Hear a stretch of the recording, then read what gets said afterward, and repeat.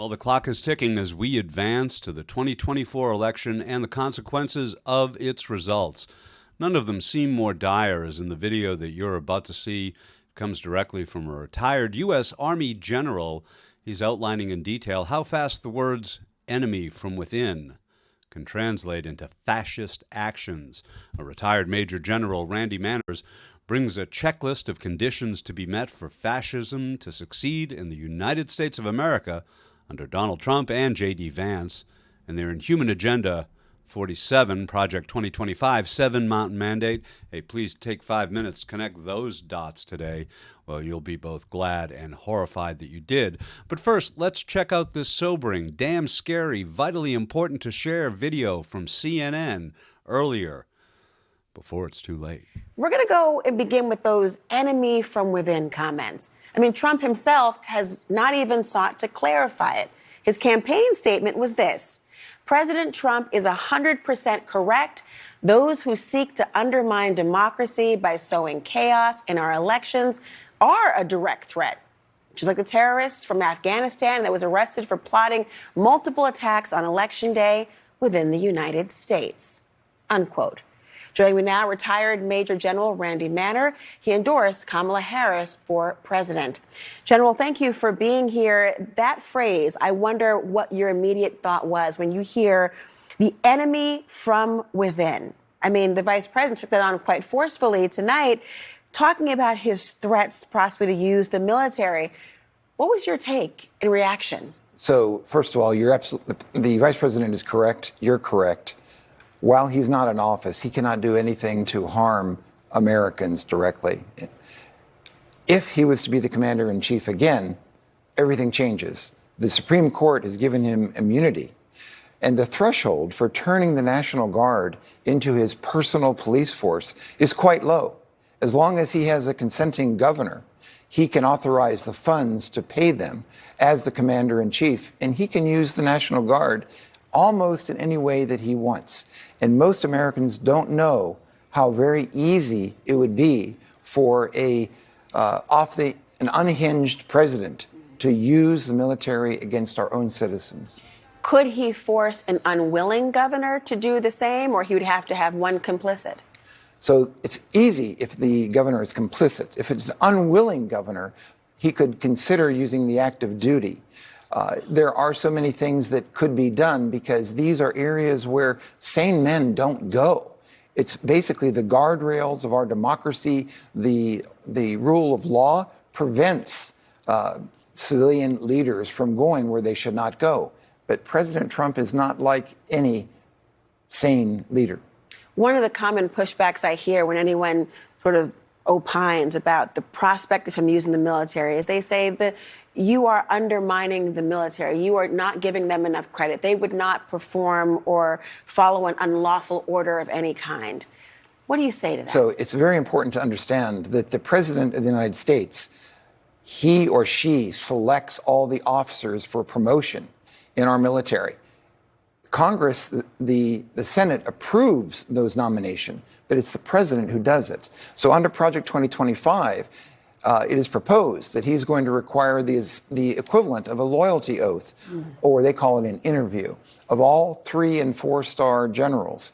Well, you can imagine, it's only because we had people like Secretary of Defense Mark Esper and then the chairman of the Joint Chiefs, General Milley, with their strong personalities that served as a guardrail on the way to block the president from doing some quite frankly illegal and inappropriate actions while he was president. Speaking of Joint Chiefs Mark Milley, he told Bob Woodward, he was the chairman of that, of course, Trump is now the most dangerous person to this country. I had suspicions when I talked to you about his mental decline and so forth, but now I realize he's a total fascist.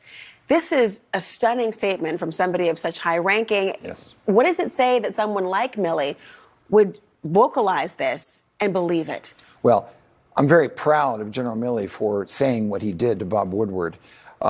It's important that we step back for a second. I'm so surprised how many people do not even know what the concept of fascism is. It's something, so let's just back up a second. So if you go to Webster, online, and you're going to find that fascism is defined as it's usually nationalistic, it's far right. Okay, let's see. So that's certainly the Trump campaign. And Trump, it's going to be intolerant of dissenting opinions. Okay, we got to check on that. There's a contempt for the rule of law, or only the laws they want to follow. We got to check on that. And then also unquestioning obedience to the supreme leader. Okay, check. And then lastly, it's this concept of a supremacy of a race or a religion. Well, check, check. White and Christian are the backbone of his people. That is actually the definition of fascism. And I encourage your viewers to look it up themselves and draw their own conclusions. Well, Mark Milley, extremely well educated. He's very articulate, very smart man. He and I worked together in the Pentagon many years ago, literally person to person for a long time. If he, as the chairman of the Joint Chiefs, is calling the president a fascist, I am so proud of him for breaking that barrier to speak to the truth that he is. The challenge is because most MAGA Republicans, and please understand, I am not referring to Republicans in general, but the very far right, the hardcore, they don't understand what fascism is. The reality is they are, in fact, fascists themselves by the definition. And here's the sad part. The people who vote for Trump, they don't realize that they are also supporting a fascist. And that is very bad for our country, and it's done out of ignorance in most cases. It's a very sad state of affairs that we have a fascist running for the president of the United States. General, it's stunning on two fronts. On the one hand, so often we are surprised with good reason when there is a crossover from military personnel and others to talk about politics. And there's a reason there is distance from there. But to feel so strongly, to articulate the way that you have, or that the former Joint Chairman spoke about, is very telling about how perhaps nervous you must be at the prospects of Trump being in office again. That's absolutely correct. As a commander-in-chief, he's the only president who's ever called our military and veterans suckers and losers. Which, of course, he denies. Of course.